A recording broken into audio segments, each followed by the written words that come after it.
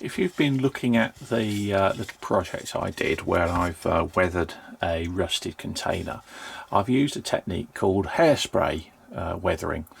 Now I thought it might be quite useful to actually have a little demo of this on video. It's something we can do with digital magazines, we can't easily do with print. Now this is, if I bring this a little closer to the camera, if this is a wagon side that I have painted with a mix of suitable rusty Humbrol enamel colours. It's basically a mix of rust and leather, and I've splodged this on with a little sponge. That has dried properly now, so the next stage is to take some perfectly ordinary hairspray or hair lacquer, depending how you want to call it, and give it a coat of that. Ideally several light coats. I've sort of flooded it a bit there, but I wiped a bit off.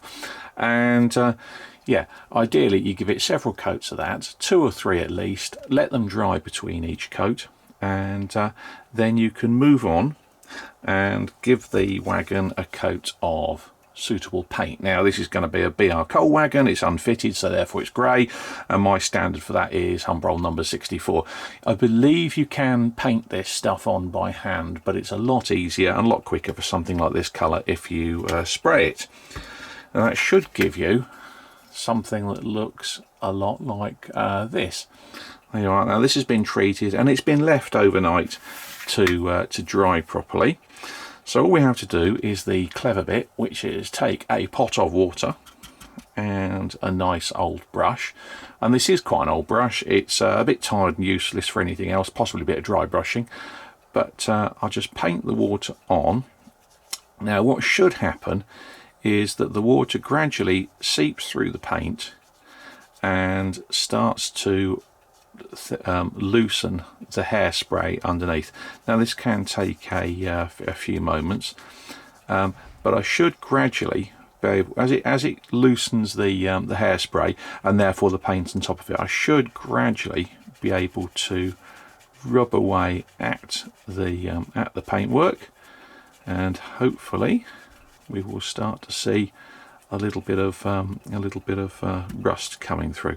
What I'll do is I'll put loads of water on and let's let it sit for a moment so it can start to soak through the paint. It's taken a few minutes, and in fact what I've done is I've cheated slightly to speed things up.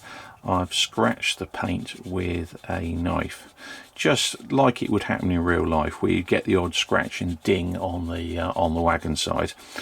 And now you can see that the water is getting through to the hairspray, and as I rub away at it, gradually we're exposing the rusty paint underneath the grey paint, and I just keep scrubbing away at it. And this is definitely a job for an older, stiffer brush.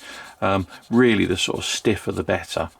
And you can see that gradually the paint is starting to come through, and I'm building up some rather nice, very random rusty patches on the wagon side there.